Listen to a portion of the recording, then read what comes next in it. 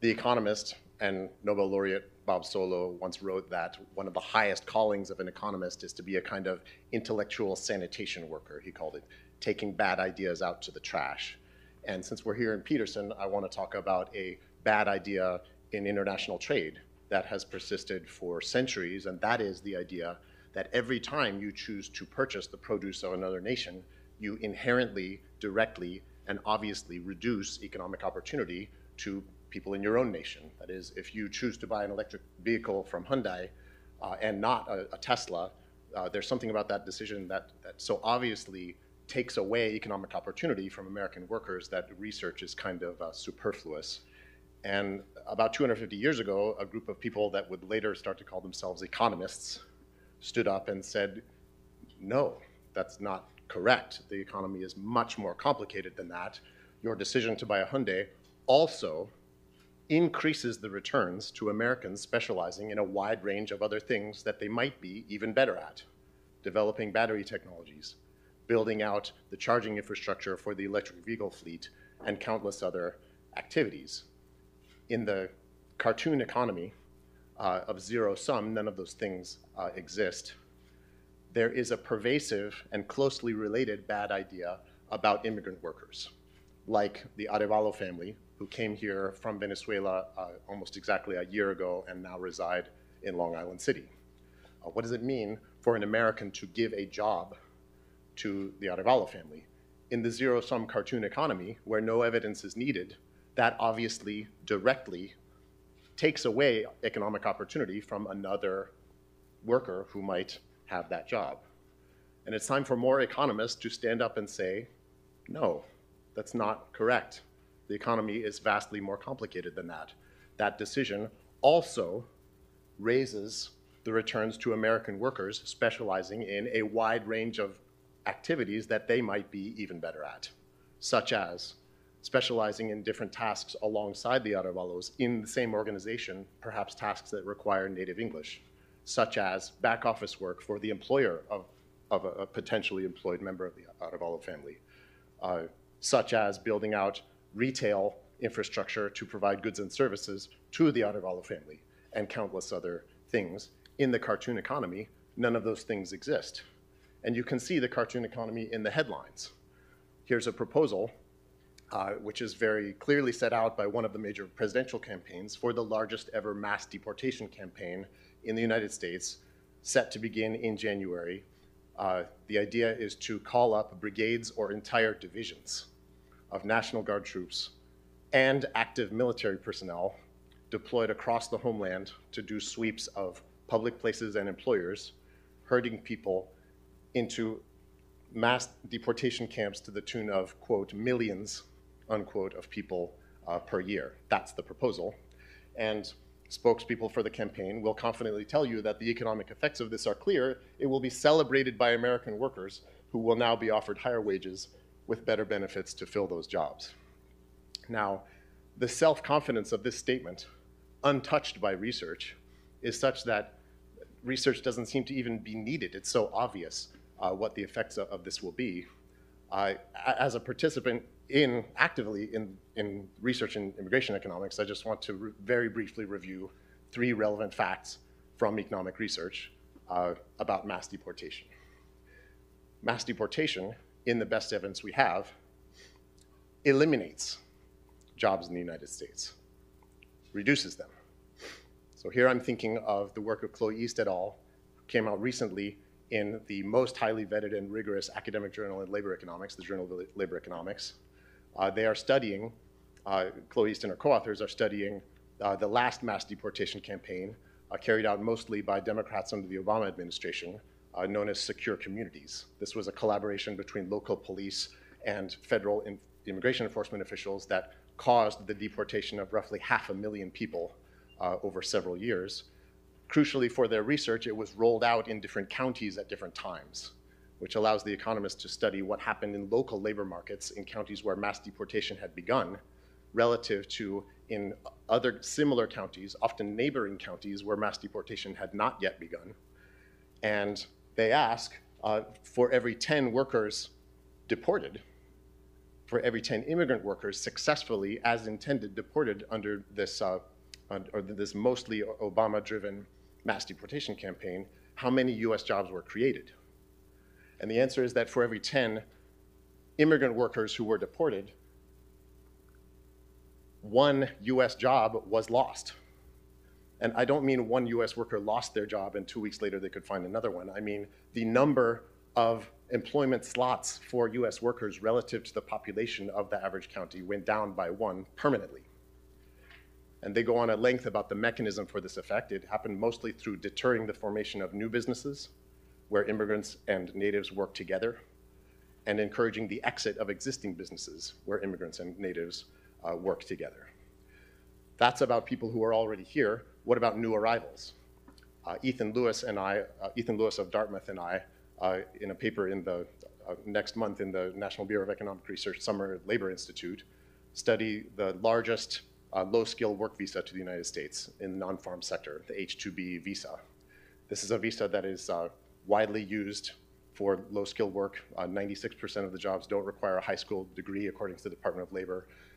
It is tightly capped by a quota that was baked into law 34 years ago and has not been updated since. As a result, it is oversubscribed by 500%. So the government is routinely denying firms the opportunity to hire migrants. Crucially for us, they do this at random. They allocate 2 firms the opportunity to hire workers under this visa with a lottery. So we gathered 500 firms that were entrants in the lottery and asked them basic questions about how business was in that season. It's an opportunity to set up a kind of randomized natural experiment like a COVID vaccine trial and attribute and really determine what was the difference in outcomes for firms where everything else was the same but for the chance to hire immigrants. To make a long story short, firms randomly selected to be denied the opportunity to hire immigrants for low-skill jobs contracted 14%. 14% hit to revenue. They scaled back their operations. Their operations involve hiring all kinds of US workers, and for that reason, they hired fewer US workers, not more. And our estimates are that for every 10 new arrivals of immigrants for low-skill jobs that were deterred, between 1 and 2 US jobs in low-skill occupations at the same organization were eliminated. Mass exclusion through deportation or deterrence of arrival eliminates US jobs, and that's something which needs to pervade the public debate. A second fact I want to hit is the fiscal effect of mass exclusion. This is a brand new publication of the Congressional Budget Office that just came out. They're estimating the budgetary impact of the recent surge in irregular migration over the last 3 years, which they estimated over 6 million people arriving to stay, and they're forecasting the budgetary impact of that. What's the increase in the deficit over the next 10 years? It's negative in every year. Added up over the 10 years to come, and their forecast is that that arrival is a gift to American taxpayers approaching $1 trillion. How many people look at the buses full of migrants and say, there is a bunch of cash in my pocket. Next bus, more cash in my pocket. That's not how they're viewed. That's what's going on according to the nonpartisan technocrats of the Congressional Budget Office. Economists are not helping. So here are the estimates of the National Academy of Sciences Commission, Blue Ribbon Commission of expert immigration economists from a few years ago on the fiscal impact of the average recently arrived low-skill immigrant, defined as a person with less than a high school education. This is just for people with less than a high school education. Lifetime fiscal outlays to that person, very, very comprehensive measure. Lifetime fiscal inflows directly from that person in terms of taxes paid. That's a negative number in the solid red counted against the solid green, which is what they published. But of course, the fiscal impact of immigration is not the cash that flows directly to and directly from an immigrant. It has to account for the impact of that person on the economy. If an immigrant is paying income taxes from a job, why did anybody give that immigrant a job? To make money on their capital, not as an act of charity. They raise their capital income. That's the only reason they typically do it. Capital income is taxed. And in a paper called The Fiscal Impact of Immigration, I do a conservative adjustment of what those fiscal revenue numbers should look like if they accounted for this necessary indirect fiscal effect, and it flips the sign to positive.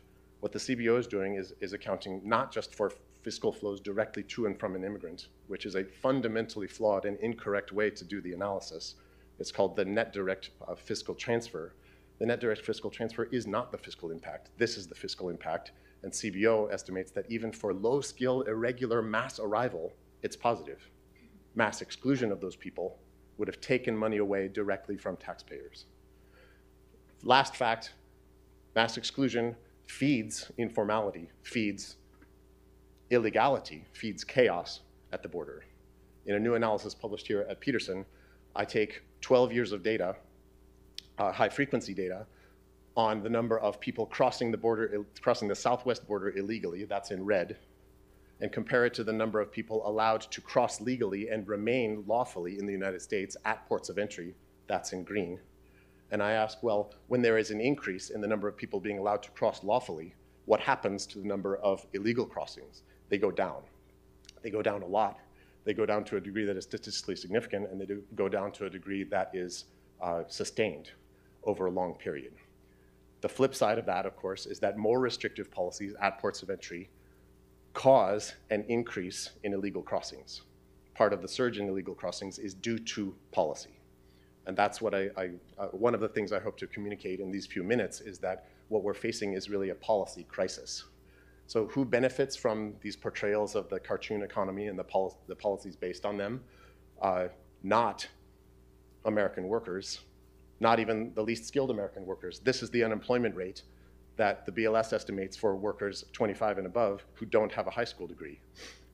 Not only is it at historic lows and continues to be at historic lows, notwithstanding the recent surge in immigration, the evidence that I've showed you suggests that this is partly due to the recent surge in immigration.